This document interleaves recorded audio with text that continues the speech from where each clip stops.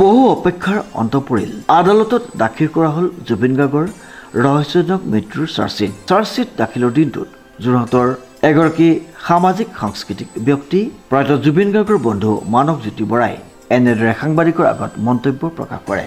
ইমান দিনে আমি বাট চাই থকা দিনটো আজি আহি পৰিছে আৰু ইয়াৰ পিছৰ চাৰ্জশ্বিটহে দাখিল কৰিছে। ইয়াৰ পিছত কেছখন আকৌ লাগিব, আদালতে ল'ব।